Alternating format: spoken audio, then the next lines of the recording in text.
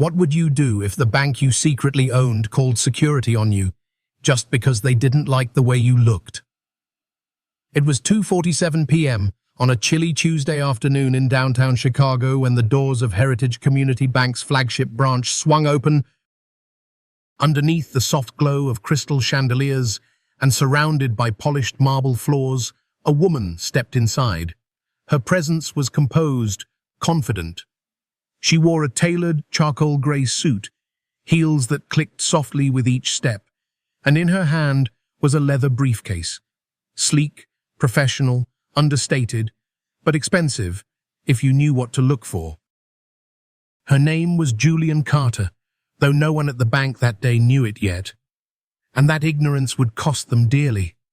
She walked toward the premium services counter, the section reserved for executive clients, those with high net worth, long-term business relationships, or powerful connections. But before she could even open her mouth, a young teller named Amber looked up with a practiced, almost mechanical smile, which quickly faded. "Excuse me," Amber said, pointing off to the side. "Regular customer service is over there." Julian stopped. She looked at the direction Amber was pointing to, the standard teller windows with a line of customers waiting, then calmly met her eyes. "I'm here for executive banking services," she said, voice quiet, polite, professional. Amber blinked, momentarily thrown off. "Do you have an appointment?" "No." There was a pause, not a long one, but long enough to be laced with judgment. Amber's fingers twitched over her keyboard, but she didn't type. A few steps away, the assistant branch manager had already noticed. His name was Charles Whitmore, mid-30s, clean-shaven, with the self-assured posture of a man who had never been questioned in his life. He stepped out from the back office, arms crossed over his navy blazer. "Is there a problem here?" he asked, his voice pitched just loud enough to catch the attention of nearby customers. Julian turned her head slowly. "No problem. I'm simply requesting access to executive banking services." Whitmore's eyes swept over her like he was reading a price tag. Then came the smirk. "Are you sure you're in the right place? This is our premium services area." His tone was firm, with a patronizing edge.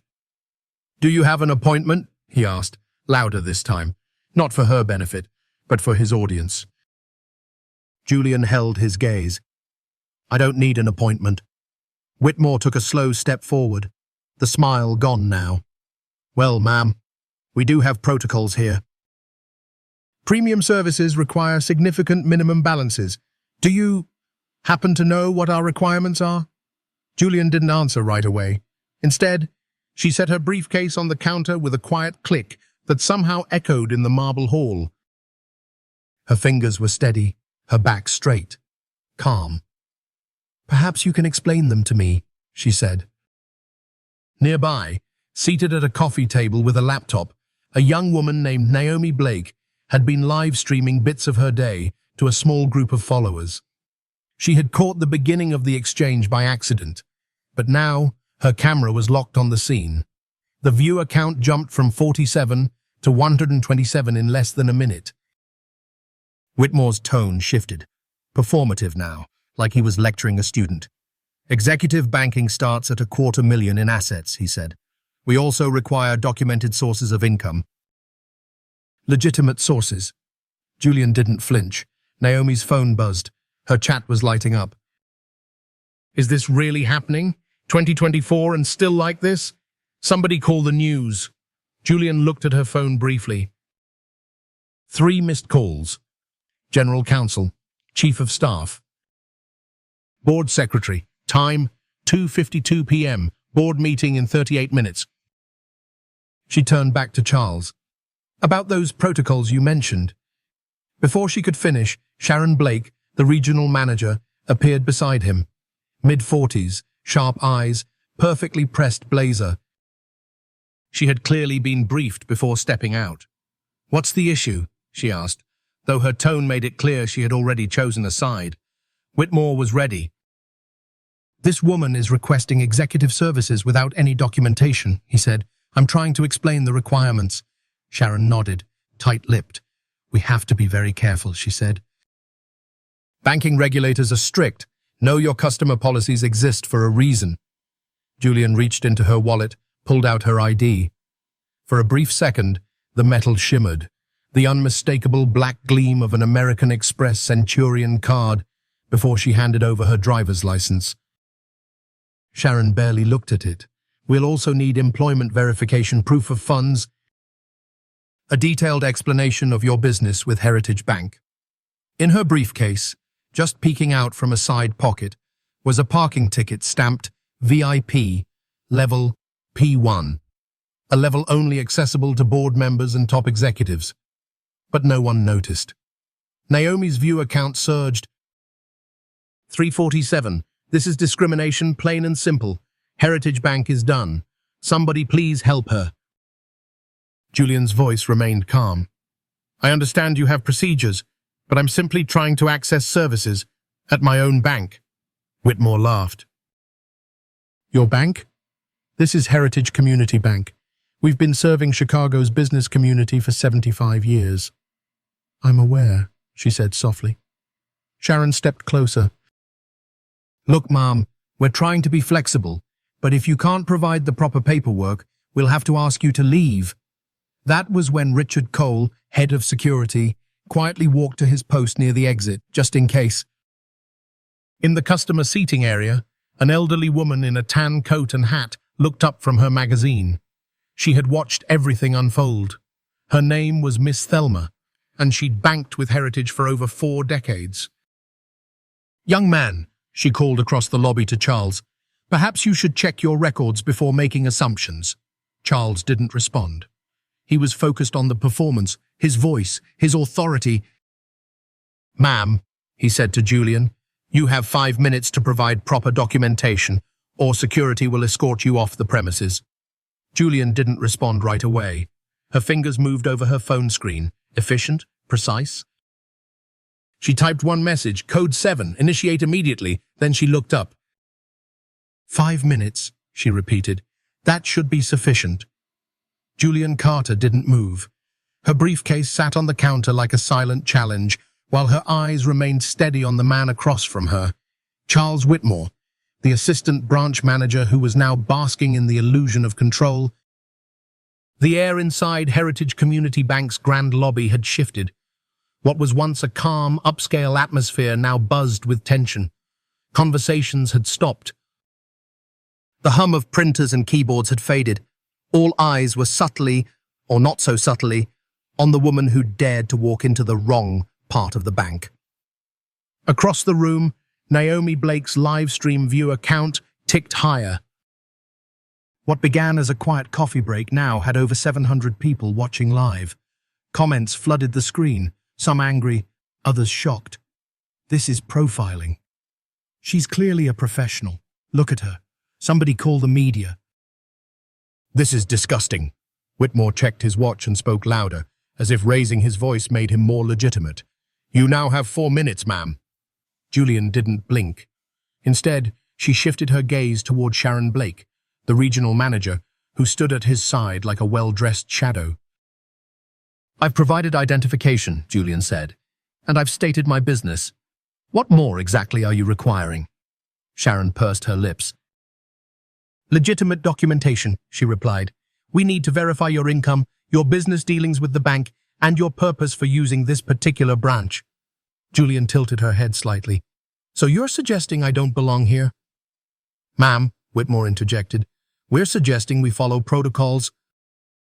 Not everyone can access executive services, and frankly, people have tried to take advantage of the system before." His pause was deliberate, his tone cutting. "Did he just imply she's committing fraud? This is racial discrimination, no question. Heritage Bank better pray she's not recording this." Naomi didn't just record it, she streamed it to the world. And 1,243 people were now watching. Julian adjusted the cuff of her blazer and glanced briefly at the marble floor. Still polished. Still pristine. Still reflecting a system built for some and not for others. A few steps away, Richard Cole, The bank's longtime head of security remained near the exit, watching everything closely. 23 years in security had taught him one thing. When something feels wrong, it usually is. But he had orders, and protocol was protocol. The voice in his earpiece crackled. "Stand by for potential removal." Julian's phone buzzed again. Another message. Another confirmation. She read it, smiled faintly, then locked her screen.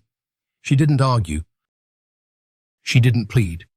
She simply looked at Charles Whitmore and said, "You may want to review your employee handbook. Page 47. Section 3. Charles frowned. "Excuse me?" Julian repeated. "Section on customer service standards, particularly the part about treating all customers with dignity and respect." Charles scoffed. "I'm treating you with respect, ma'am." "Are you?" she asked. Not angrily, not accusingly, just plainly. The question echoed. Even Sharon shifted uncomfortably. Whitmore cleared his throat. 3 minutes remaining. Julian remained where she was. Motionless, still. And then came the mistake. The defining moment that would end careers and launch an institutional reckoning. Charles stepped back and raised his voice even louder. "Security, please escort this individual to the exit." The entire lobby fell into a hush. Even the click of a pen stopped. All eyes turned to the woman standing at the counter. Some stared out of morbid curiosity. Others watched in disbelief. Richard Cole hesitated. He looked at Julian more carefully now. Her calm demeanor, her expensive briefcase, the faint edge of a VIP parking ticket sticking out from the side pocket. Something wasn't adding up. She's calm, too calm. She's not scared. She's waiting. Why do I feel like this is about to blow up? Naomi's phone buzzed again. Comments were exploding. "OMG, check the briefcase. That's a board member case." "Wait, is she important? Please, someone stop this." And then a new voice entered. Miss Thelma, the elderly woman who'd quietly watched from the customer seating area, rose from her chair. At 78 years old, she had witnessed more than her fair share of change and intolerance, and history repeating itself. She raised her voice across the lobby. "Excuse me," she called firmly. "This is not how we treat people. Not here, not ever." Sharon turned. "Mom, please don't interfere." Miss Thelma cut her off. "That young woman has done nothing wrong. You're humiliating her." "For what? Because she doesn't fit your picture of a rich client?" Julian finally moved. She opened her briefcase. Silence. No click. No sound. But every eye followed the motion like it was a bomb being armed. Inside, a tablet, a stack of organized documents, what looked like an executive badge, and a small leather business card holder. Everything was arranged with military precision. She removed a single business card and laid it gently on the marble counter. Charles snatched it up. Too fast. He read it once, then twice. His jaw tensed, then his face fell. The card read, Dr. Julian Carter, Chief Executive Officer, Heritage Community Bank. Sharon leaned over to see it too. Her face went completely pale. That's not possible," she whispered. Julian raised an eyebrow. "Isn't it?" Naomi's viewer count hit 3,591. She's the CEO. They just kicked out their boss? This is about to get real. Behind the counter, the monitor lit up with a face from the executive floor. Eleanor Brooks, Chief of Staff, patched in via security feed. Her voice cut through the static like steel. "Stand down immediately. All personnel, stand down." But Charles didn't hear it. He was still counting down. 3, 2, Mr. Whitmore, Julian said, calm but firm, as she lifted her tablet and turned it toward him. "You might want to look at this screen." The silence that followed could have cracked marble. All eyes were now glued to the screen, Julian Carter held steady in her hands. On it glowed a live interface, Heritage Bank's internal executive portal, displaying real-time metrics, board meeting schedules, regulatory dashboards, and most damning of all, a blinking name at the top. Authenticated login, J. Carter, Chief Executive Officer. The golden Heritage Bank logo shimmered beneath it. This wasn't a mock-up. It wasn't a prop. This was the real thing. Across the lobby, mouths dropped open. Whispers turned into murmurs. Even the tellers behind the glass looked frozen, their hands hovering over keyboards, unsure whether to continue working or just watch.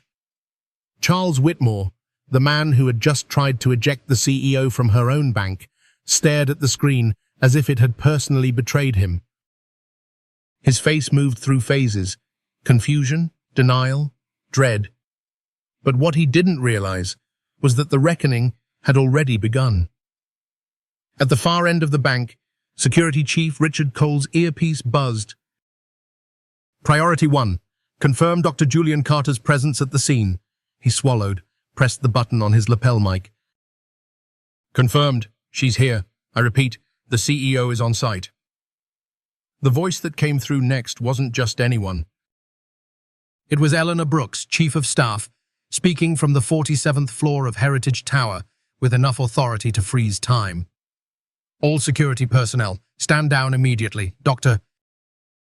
Carter is to be afforded full operational authority. I repeat, full stand down. Richard didn't hesitate. Copy that. Naomi Blake's live stream viewer count exploded past 4,000. I can't believe what I'm watching. This is better than any courtroom drama. They messed with the wrong woman. And then, as if on cue, the large screen behind the teller counter flickered. Logan Pierce, district manager, appeared via remote video feed. His face filled the monitor, stone-faced, unaware of what had just unfolded downstairs. "What's the situation?" he demanded. Sharon Blake, who had been holding her breath, stepped forward like a student reporting a minor classroom issue. "We had an individual requesting executive services without sufficient credentials. We were just about to," Julian cut in, without raising her voice. "Remove her?" Pierce blinked, confused. "And you are?" Julian didn't answer. She didn't have to. She simply turned her tablet toward the monitor, holding it up for the camera. Authenticated login still displayed. Heritage Bank CEO. Julian Carter. Pierce's face drained of color. Sharon stepped back as if gravity had shifted beneath her heels. She tried to recover. "There's been a misunderstanding." "Oh no, Sharon. You're caught." "Sit with it. Is this going to make the news?" "It better." That poor woman handled it with grace, and now the storm's coming. Miss Thelma, still standing tall and resolute near the customer lounge, folded her arms. "In all my years with this bank," she said aloud, "I've never seen a mess this shameful." A new tone rang through the lobby, not from a voice, but from Julian's tablet. It was a ping, a notification. She tapped it, nodded once, and calmly began to type. Not a flurry of panic or anger, just focused, executive precision. Naomi's camera zoomed in slightly. The message Julian typed read, "Board meeting moved to 4 p.m. Emergency session. Full attendance required." She hit send. Another ping. Julian looked up. "Mr. Whitmore," she said gently, "you might want to prepare. You're about to have company." At that exact moment, the large glass doors of the lobby swung open. 3 individuals walked in, all dressed in dark business attire, moving with the calm urgency of people who handle lawsuits for breakfast. At their center was Grace Howard, General Counsel of Heritage Bank. Flanking her were Daniel Brooks, Head of Compliance, and Margaret Green, HR Director. Julian nodded to them, but didn't break posture. Charles, however, looked like he was watching ghosts. What are they doing here?" Sharon took a step backward. Naomi's live stream hit 5,243 viewers. Her phone buzzed with a Twitter notification. The hashtag Heritage Bank had just begun trending in Chicago. "It's going national," she called the cavalry. "This is the kind of leadership we need." Grace Howard, clipboard in hand, didn't waste words. "We've reviewed the situation via live stream and internal footage," she said evenly. "Multiple violations of federal civil rights protocols may have occurred." Daniel Brooks added, "We're currently documenting every second of this incident. Video, audio, employee conduct, witness statements, all of it." Margaret Green didn't say a word. She was too busy quietly observing everything, watching faces, gauging intent. HR didn't need to speak to see. Charles's voice cracked. "Look, I didn't know." "No one told me she was the CEO." Julian turned to him. "And if I weren't the CEO, Mr. Whitmore, how would this have ended?" He opened his mouth. No sound came out. Behind them, Naomi's phone vibrated so rapidly she had to place it on the counter. Journalists were now DMing her, asking permission to use her footage. One had already uploaded it to YouTube. The video was titled, "Heritage Bank CEO, profiled in her own branch, watch what happens next." Inside the lobby, the tension remained thick, but the balance of power had completely shifted. Sharon tried to salvage her dignity. "Perhaps we could speak in private." "No," Julian said simply. "This is no longer private." By 3:12 p.m., the atmosphere inside Heritage Bank's flagship branch no longer resembled a bank. It felt more like a courtroom or a waiting room outside a bombshell. Julian Carter stood still behind the marble counter, her tablet glowing softly with her authenticated CEO login. Across from her, Charles Whitmore had stopped pretending to be in control. His arms hung awkwardly at his sides, his lips parted as if to speak, but no words dared show up. Next to him, Sharon Blake's face was blank, as though her entire future had suddenly gone out of focus. The silence was not relief, it was reckoning. Naomi Blake's live stream ticked past 6,000 viewers, and the chat was ablaze. Her calm is terrifying. "This is the most powerful takedown I've ever seen. She's the CEO, in total control." From behind Julian, the heavy doors of the bank opened once again. This time, it was Elena Brooks, the chief of staff, leading a small entourage. Beside her walked Grace Howard from legal and Daniel Brooks from compliance. Their presence was not symbolic, it was surgical. Eleanor crossed the marble with quiet authority and spoke first. "Dr. Carter," she said, her voice carrying across the lobby, "I apologize for the delay. The board meeting has been moved to the executive conference room. All members are en route." Charles blinked. "Board? Meeting?" Elena turned her eyes toward him with the professionalism of someone accustomed to high-stakes rooms and high-level consequences. Julian simply nodded. "Thank you, Eleanor," she replied, as if they were wrapping up a casual morning debrief. Miss Thelma stepped forward once more, her coat buttoned, her handbag in hand. "My dear," she said to Julian, "this is not the Heritage Bank I've known for 40 years. Julian smiled, warm and genuine. "Your words mean more than you know." Then Miss Thelma turned and faced Charles, her expression shifting from concern to quiet disappointment.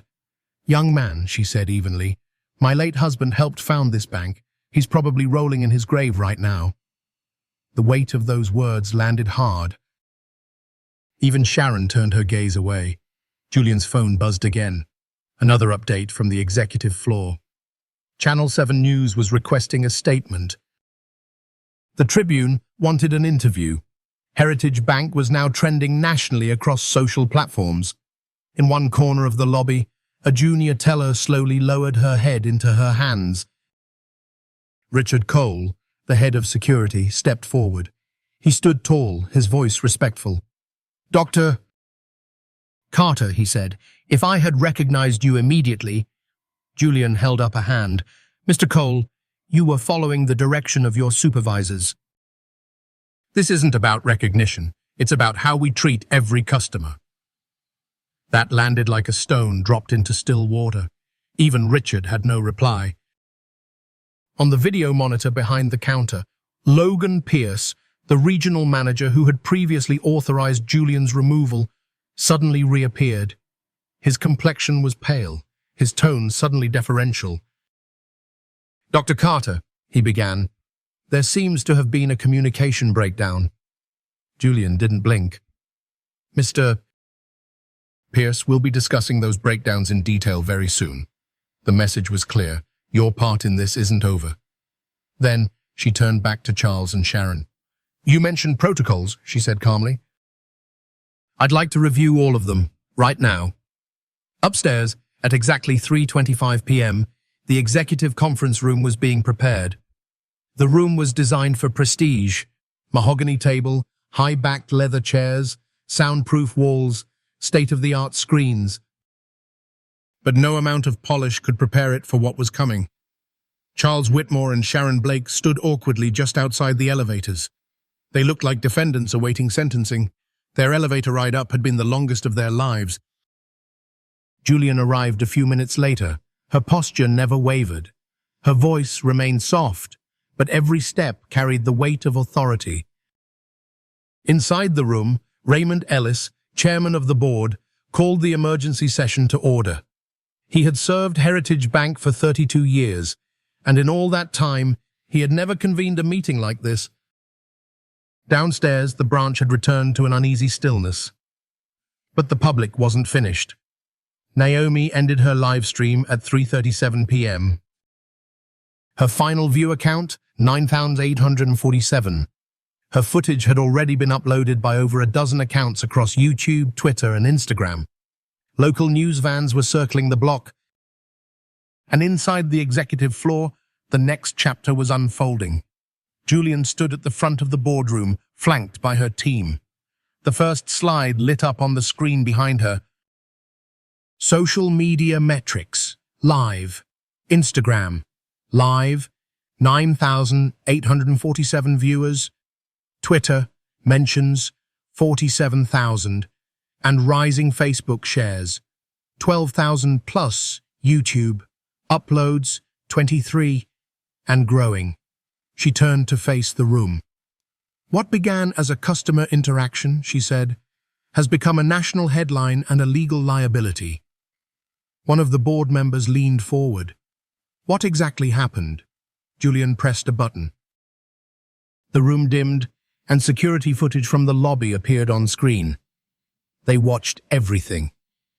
From the moment she entered, to the tone Amber used, to Charles's smug dismissal, to Sharon's veiled warnings, to the call for security, to Miss Thelma's quiet protest. Every frame, every voice, every decision. When the clip ended, the room fell into stunned silence. Then came the soft whisper of a single board member. "Jesus Christ!" Grace Howard stepped forward, carrying a legal folder. "We are looking at multiple federal violations," she said. "Civil rights infractions, regulatory breaches, potential class action exposure." Her voice was calm, terrifyingly so. Julian let the moment settle. Then she spoke once more. "Heritage Bank has a choice," she said. "Will we treat this as a one-time incident, or will we face the truth that this reflects a systemic failure? Because what happened today isn't new. It's just the first time we couldn't look away." And in that moment, every executive in that room realized this wasn't about saving face. It was about saving a legacy, and the clock was ticking. By the time the executive conference room filled, the temperature wasn't cold, but it felt frigid. Not because of the air conditioning, but because every man and woman seated around the polished mahogany table knew something monumental was unfolding. For 75 years, Heritage Community Bank had been a symbol of old-school prestige. Now, its most senior leaders were staring down the reality that one of their own branches had tried to remove their CEO. Not because she raised her voice, not because she posed a threat, but because she was a black woman who didn't look like power. At exactly 4 p.m., Julian Carter entered the room. She didn't slam the door. She didn't shout. She didn't demand silence. She didn't have to. Her presence did all of that for her. Behind her walked Charles Whitmore and Sharon Blake, both pale and rigid, escorted not by security, but by their own shame. Their careers were unraveling one uncomfortable breath at a time. Raymond Ellis, the silver-haired chairman of the board, called the emergency session to order. He looked like a man carrying not only decades of leadership, but the weight of a bank's public image on his shoulders. "Ladies and gentlemen," he began, "we're here to address an incident that occurred approximately 1 hour ago. Dr. Carter will brief us on the situation." Julian stepped forward, tablet in hand. A single touch on the screen brought up the first slide. Heritage Bank Crisis. Live data dashboard. Instagram. Live views, 9,147. Peak concurrent. Twitter. Mentions, 47,000. Facebook shares, 12,600. YouTube. Uploads, 23. Regional news. Coverage, 4 outlets confirmed. She let the numbers hang there for a moment. "This isn't a rumor," Julian said, voice even. "This is documentation. This is evidence." This is the moment Heritage Bank became a case study, whether we like it or not. A beat of silence. Then she advanced the slide. On screen, security footage from the flagship lobby. A crystal-clear timeline of humiliation, disbelief, and systemic failure. Board members watched in stunned quiet as Charles Whitmore dismissed her with a smirk, as Sharon Blake questioned her income, as security approached her from both sides. No cuts. No edits, just truth, in high definition. When the footage ended, no one moved. Then came the quiet voice of board member Robert Chen, who had served for over 20 years. Legal implications? Grace Howard, general counsel, rose from her seat. "We have clear grounds for federal violations," she said. "Specifically, under the Fair Housing Act, the Equal Credit Opportunity Act, and the Community Reinvestment Act. There are existing lawsuits already underway. This incident could trigger a class action response." She displayed a new slide. Current financial exposure, pending lawsuits, 3. Estimated liability, $2.3 million. New class action potential, $15 to $50 million.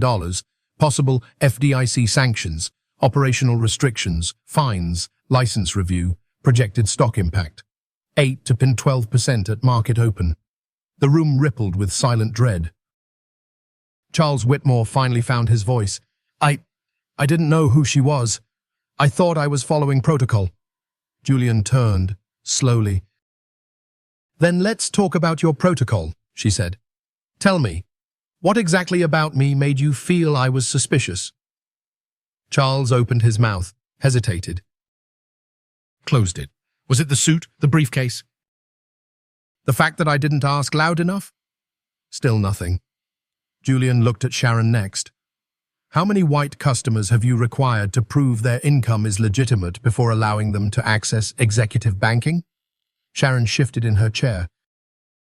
Her silence was an answer in itself. At that moment, Daniel Brooks, head of compliance, took over. He spoke with clinical precision. "Our internal audit shows that, in the past 12 months, average customer service time was 4.2 minutes for white customers and 12.7 minutes for black customers." Murmurs broke out around the table. He continued. "Requests for income verification occurred in 47% of white customer transactions flagged as high value, but in 84% of high-value transactions involving black clients. Security was called in 67% of suspicious cases. 88% of those involved people of color. The data didn't lie. It didn't care who was watching. It simply revealed what no one wanted to admit. Institutional bias had become institutional practice, and it was caught. Julian clicked the tablet again. A clean white slide appeared with 3 bold headers. Option 1, minimize and cover internal discipline only. No admission of fault. Hope the story dies down. Option 2, partial reform. Terminate key staff. Issue apology. Introduce shallow bias training. Option 3. Total transformation overhaul policy. Launch industry-leading equity initiative. Link executive compensation to inclusion metrics. Commit to measurable reform. She looked around the room. You already know what I recommend, she said. But I'm not here to protect reputations. I'm here to protect the future. She let that land. If we choose option 1, she continued, we're gambling with our charter, our customers, and our legacy. Option 2? She shook her head. It satisfies the public for 5 minutes. Then we face this same scandal in 6 months. But option 3 makes us the first bank in America to own our failure and to become a national model for how to fix it. Raymond Ellis looked at her. What's the cost? Ronald Park, the CFO, stood and projected a new slide. Implementation cost, $2.4 million initial. Annual compliance, $800,000. Community investment fund, $500,000. Public relations recovery, TBD. Julian turned back to the board. Or we can roll the dice on a $50 million lawsuit and a reputation we'll never get back. She stepped back from the screen. The choice is yours. Silence swept the boardroom like a wave, the kind of silence that follows a fire alarm after the smoke has cleared. But before anyone speaks of the damage, at the head of the table, Raymond Ellis leaned back in his chair, fingers steepled beneath his chin. His eyes moved slowly around the room, over spreadsheets, red-line numbers, regulatory statutes, and trembling faces. We've heard the data, he said gravely. We've seen the footage. We've reviewed the options. The question before us now is who we choose to be from this moment on. The room remained still. Julian Carter said nothing. She stood with her tablet at her side, her eyes locked on no one and everyone all at once. Let's take it to a vote, Ellis said. Option 3, full transformation. One by one, board members raised their hands, some reluctantly, some firmly. But none abstained. The vote was unanimous, 12-0. The future of Heritage Bank was no longer speculation. It was set in motion. Ellis nodded solemnly. Let the record show, Heritage Bank will proceed with comprehensive institutional reform, effective immediately. A collective exhale passed through the room, but no one looked relieved. Not yet. Then the attention turned to the people seated at the far end of the table. Charles Whitmore and Sharon Blake sat like statues, eyes down, backs stiff, the weight of consequence pressing against them. HR Director Margaret Green stood. Her voice was firm, measured, but not cruel. We've completed our review of the incident, she began. Effective immediately, Charles Whitmore is terminated for discriminatory conduct and violation of customer service protocols. Charles swallowed hard. He didn't argue. He didn't plead. He simply nodded. Green continued. Sharon Blake is terminated for supporting discriminatory actions and failure of management oversight. Her 12-year tenure does not exempt her from accountability. Sharon's mouth tightened. Her hands remained folded, white-knuckled, but she offered no protest. Then the screen flickered, and the face of Logan Pierce, the regional manager, appeared once more. This time, his tone was defeated. I assume I'll be next, he said. Margaret nodded. Your regional authority was used to escalate an incident without due diligence. You are relieved of your position, effective today. There was no goodbye. No exit speech, just silence, and the quiet termination of careers built on status quo. After the dismissals, Julian stepped forward again. Before we end this session, she said, I want to be clear. This isn't about vengeance. It's about vision. She looked around the room. Heritage Bank will be the first institution in this country to prove that transformation is possible, not because we were forced to, but because we chose to. Because we refused to hide behind tradition when justice demanded action. The room was still, but this time, it wasn't fear that kept them quiet. It was awe. At 5:23 p.m., the meeting adjourned. Julian walked out first. Charles and Sharon followed, escorted not by security, but by silence. In the hallway, staff avoided eye contact. Even the elevator seemed to sigh as its doors closed behind them. Meanwhile, upstairs in Julian's office, a crisis response team was already working. Emails were drafted, press statements reviewed, a full public address was being prepared for the next morning. But downstairs, something else was happening. A shift. In the same marble lobby where Julian had been dismissed like a trespasser just hours earlier, new signs of order were taking shape. Naomi Blake's video, now with over 500,000 views across platforms, had sparked national conversation. Civil rights advocates, news anchors, and financial analysts were weighing in. The heritage reckoning had gone mainstream. And the woman at the center of it all? She wasn't done yet. As she stepped out of the elevator, her shoulders straight, her badge now visible against her suit jacket, employees stood a little taller. Not out of fear, but out of something else. Respect. The next morning, the lobby of Heritage Bank's flagship branch looked the same. Same chandeliers, same marble floors, same gold-lettered mission statement etched into the wall. But something had changed. And this time, it wasn't subtle. At exactly 8 o'clock a.m., Julian Carter arrived not through the executive garage or the back entrance, but through the front doors. Just like any customer. Just like the day before. Except this time, no one questioned where she belonged. The moment she stepped inside, employees glanced up from their desks. Some nodded, others stood. No one spoke out of fear. They rose out of something deeper, something quieter.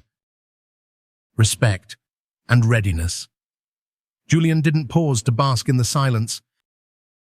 She moved toward the center of the lobby, where 3 tables had been set up overnight.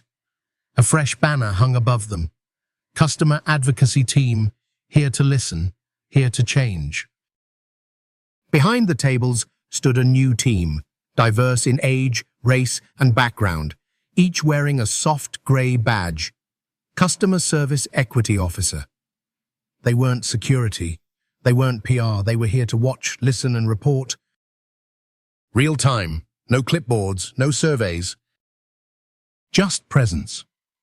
Upstairs, in a private press room, Julian stood in front of a sea of microphones and reporters. The glare of cameras didn't faze her. The room went silent the moment she stepped up. "My name is Julian Carter," she said. "I'm the CEO of Heritage Bank. And this morning, I'm not here to defend this institution. I'm here to rebuild it." Flashbulbs popped, pens flew. "What happened in this branch 24 hours ago was not a fluke," she continued. "It was a symptom of an industry-wide illness, one that hides behind professionalism while perpetuating bias. But here's the difference," she said, her tone calm, unwavering. "At Heritage, we don't just correct mistakes, we confront them." Then came the rollout, the Heritage Equity Plan. First, the Heritage Equity app, a brand new digital platform where customers and employees could report instances of discrimination, bias, or questionable treatment, anonymous or named, internal or external. The reports would go directly to 2 offices, the legal department and Julian's office. No more complaints lost in corporate filters. No more, he said, she said. Everything. Time-stamped, documented, investigated. Second, a mandatory bias awareness training, 40 hours per employee, starting immediately. This wasn't a PowerPoint. This wasn't a checkbox. It included live simulations, role reversals, real customer testimonials, community voices. Every employee, from tellers to executives, would complete it within 30 days, or risk suspension. Julian put it plainly. This is not punishment. This is professional development. Third, a new community investment fund. Initially pledged at $500,000, it had grown overnight. Board members voluntarily contributed from their own compensation packages, raising the total to $1.2 million. The fund would support minority-owned small businesses, financial literacy programs in underserved communities, local partnerships focused on trust building and access. Repair doesn't begin with an apology, Julian said at the podium. It begins with investment. The fourth and most groundbreaking measure, quarterly equity audits conducted by independent third parties. These auditors would review customer wait times by demographic, loan approval discrepancies, documentation requests, security incident patterns. Every quarter, the results would be made public. Transparency wouldn't be optional, it would be institutional. By noon, the first of the buyers' training sessions had begun. Downstairs, customers entered the lobby, some cautiously, some curiously, and were greeted by the new equity officers. One elderly gentleman who had banked at Heritage for 30 years blinked at the changes and said softly, "About time." Miss Thelma, seated in the executive client lounge, smiled quietly as she watched it all unfold. She sipped her tea and whispered, "Now this is the bank I remember hoping for." That afternoon, Julian held a private meeting with her compliance team. She didn't ask for praise, she asked for metrics. "Where are we seeing resistance?" she asked. "Where do people still feel unsafe speaking up? Who's trying to wait this out?" No one sugarcoated the truth. That was the new rule. Julian nodded as each point was raised, then she looked at the room. "We're not here to be perfect," she said. "We're here to be accountable, especially when no one's watching." And in that sentence, Heritage Bank's transformation wasn't just policy. It was personal. By Friday morning, the world had changed for Heritage Bank. The sun rose over Chicago, but inside the flagship branch on Michigan Avenue, it wasn't just another business day. It was a litmus test, a test of whether the sweeping reforms announced just days earlier were just theater or the real beginning of something better. Julian Carter, as always, didn't speak in hypotheticals. She believed in results, and now they were coming in. In a glass-walled room off the executive suite, her leadership team gathered for the first equity performance briefing. On screen, Compliance Director Daniel Brooks projected a slide deck titled Equity Metrics, 72-Hour Impact Report. Julian sat at the head of the table, not with her arms crossed or her tone sharp, but with that same calm intensity that made everyone around her sit up straighter. Daniel began. "Average customer service time across all demographics has equalized at 5.1 minutes, he said. Around the room, eyebrows rose. That metric alone told a powerful story. Before the reforms, black customers had routinely waited 2 to 3 times longer than their white counterparts. Now, everyone waited the same. Next slide. Additional documentation requests, down 73% overall, with the most dramatic drop in branches flagged for prior bias concerns. Julian nodded, eyes narrowing slightly. And customer satisfaction? Daniel clicked again. Customer satisfaction ratings, up 89% since Tuesday. Most common keywords in feedback forms. Fair, respectful, finally, heard. Grace Howard, legal counsel, leaned forward. "That's not a recovery curve," she said. "That's a cultural pivot." But the numbers weren't the only evidence of change. Downstairs in the lobby, Amber, the young teller who had misdirected Julian just days earlier, was now a different kind of employee. After completing the first phase of bias training, Amber had been paired with a mentor and assigned to Heritage's new Empathy Ambassador program. Not a demotion, but a chance to grow. And she was thriving. On Thursday afternoon, a nervous black couple had approached her window, asking about first-time home buyer loans. A week ago, she might have redirected them, asked for unnecessary documentation, maybe even glanced at them with hesitation. But this time, Amber greeted them warmly, took the time to explain every step, answered questions without rushing, and when they left, smiling, hopeful, she exhaled. She hadn't just completed a transaction. She had rebuilt trust. Naomi Blake, The young woman whose live stream had changed everything now found herself at the center of a very different whirlwind. Media requests, podcast invitations, job offers, but she'd turned most of them down. Instead, she accepted one offer that truly mattered, a fellowship with Heritage's new social accountability initiative where she would advise on transparency tools and digital ethics.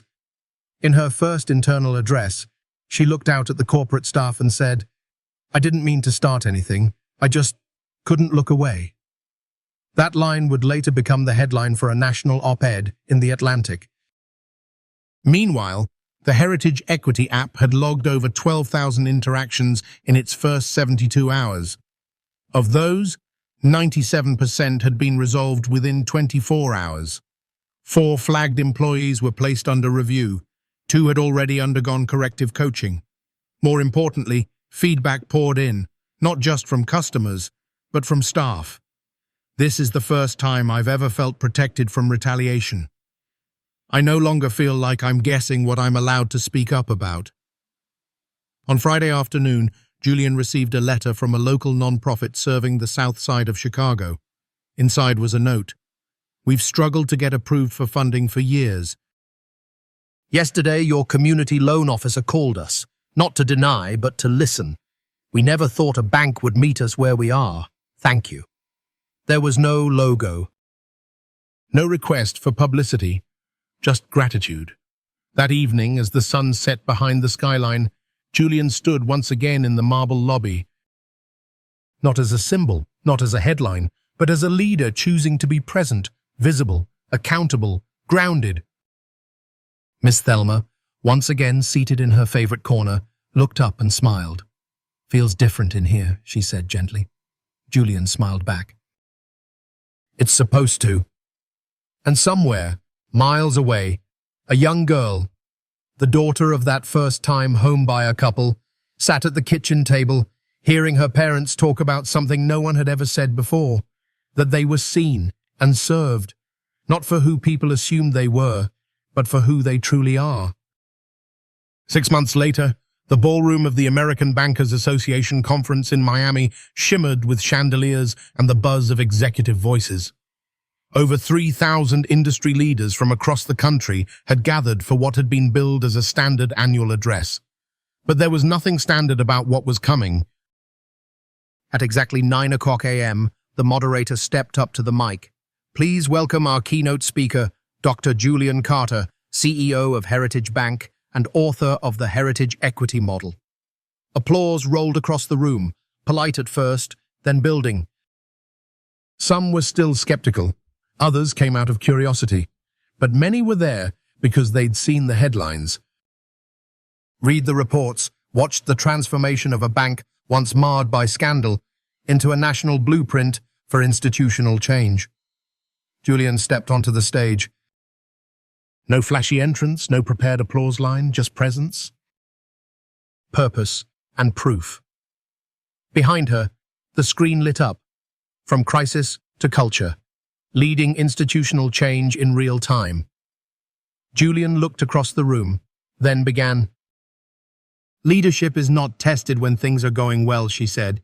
"It's tested when your values collide with your reality, and you have to choose which one survives." There wasn't a sound in the room. She told the story, not from ego, but with clarity and humility. The day she was mistaken for someone who didn't belong, the humiliating exchange, the live stream that turned a quiet injustice into a national reckoning, the emergency board meeting, the vote, the overhaul, the results. But she didn't just tell her story. She told the story of every customer who had ever been dismissed, every employee who had been afraid to speak up, every institution that had quietly allowed patterns of harm to continue because it was easier not to look. "Change didn't begin in our boardroom," Julian said. "It began when someone hit go live on a phone, when a young woman said, 'This doesn't feel right,' when a customer like Miss Thelma stood up and refused to sit back down." The crowd was silent, listening, absorbing. Then she advanced the slide. Heritage Bank, 6-month transformation data. Customer satisfaction. MAR 127%. New account openings in underserved communities. MAR 89%. Employee retention was 76%. Equity. App interactions resolved positively. 97%. Community investment. $2.8 million deployed. That last line sparked a small gasp from someone near the front. Julian nodded.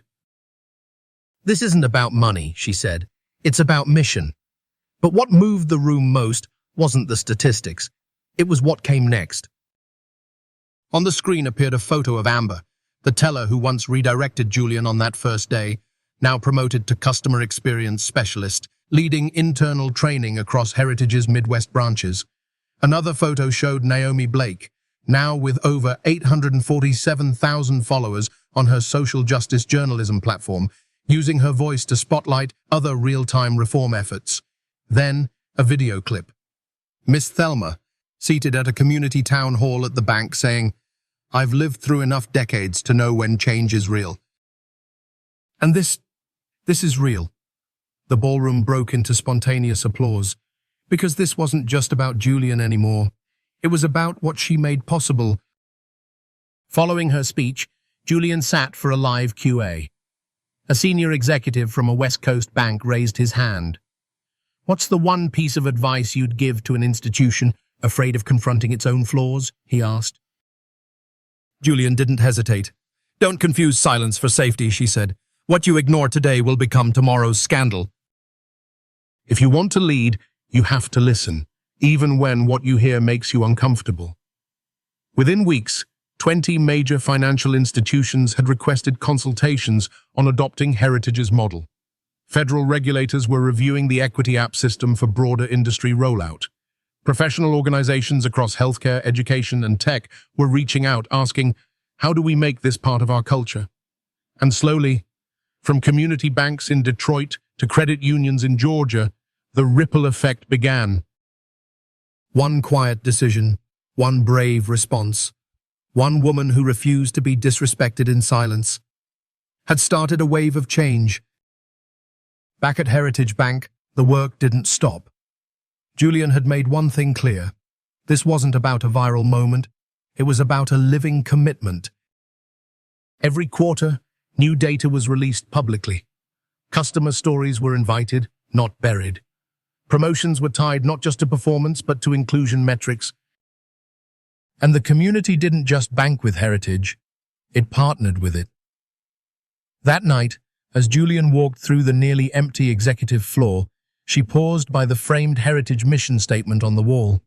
For the first time in a long while, it didn't feel like a slogan. It felt like a promise kept. It didn't happen overnight. Real change never does. But 6 months after Julian Carter was nearly escorted out of her own bank, Heritage had become something few thought possible. A financial institution no longer defined by status, but by service. And not just service that smiled on the surface, but one that reached deeper, into dignity, into listening, into earned trust. At the flagship branch in downtown Chicago, the lobby that once echoed with tension now thrived with quiet pride. It had become a destination, a place where professionals from across the country came to observe what equitable service looked like in real time. They didn't come for the chandeliers or the marble. They came to learn from the culture. Tours were offered twice weekly, led by none other than Amber, the teller who once misdirected Julian, now one of the bank's highest-rated customer experience specialists. Her sessions were practical, honest, and deeply personal. "Change doesn't start with policy," she would say.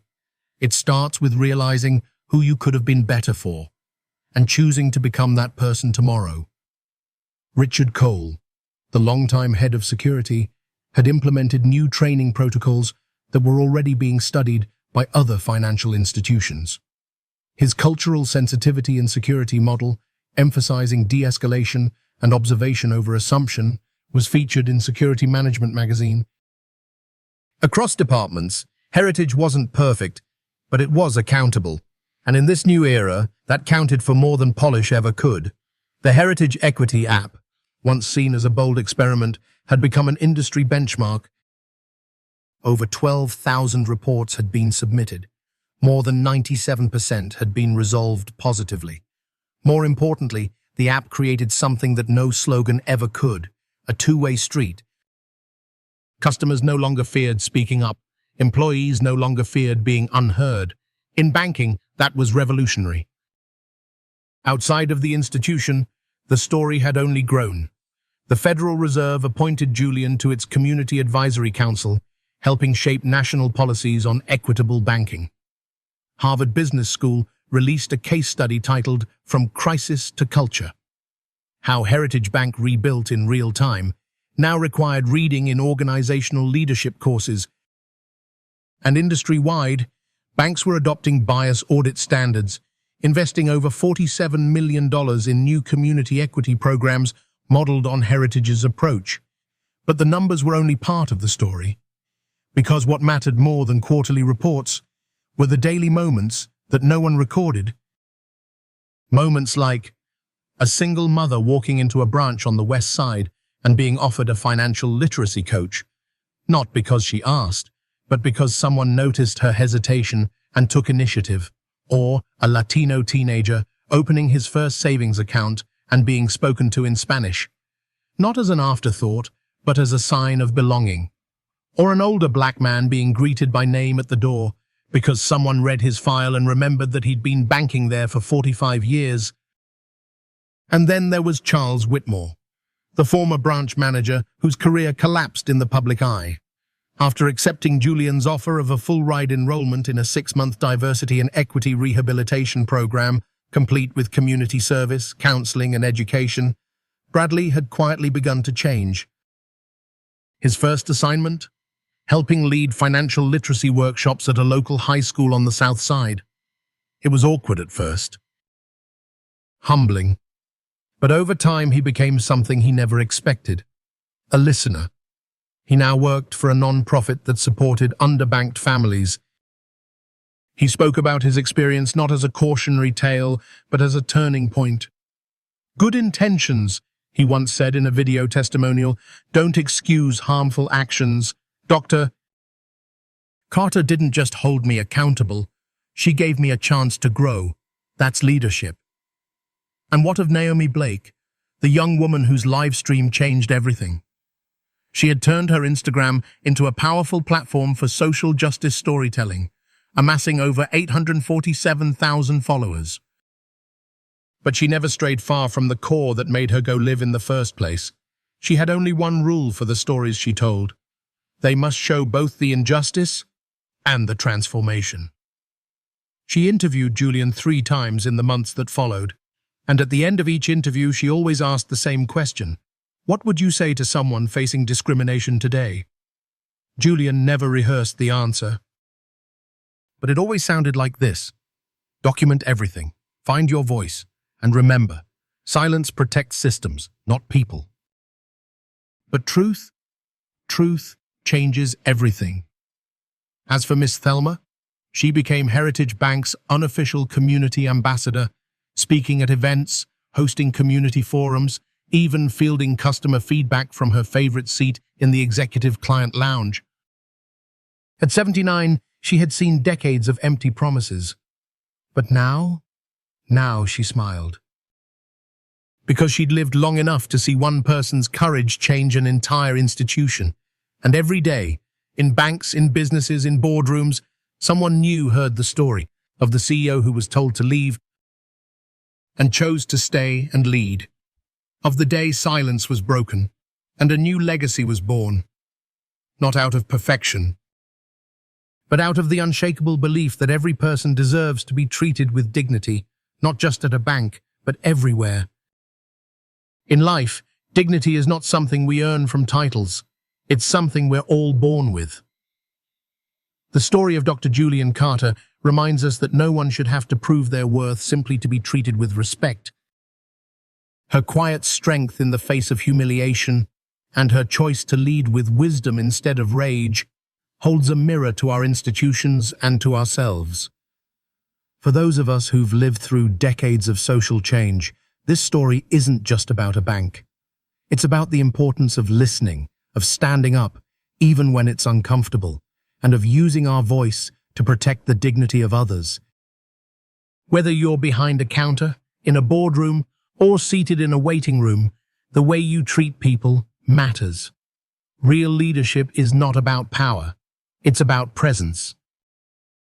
It's about the courage to say, "This isn't right," and the humility to change it. Not just for show, but for good. Because respect shouldn't be earned through status. It should be offered through humanity.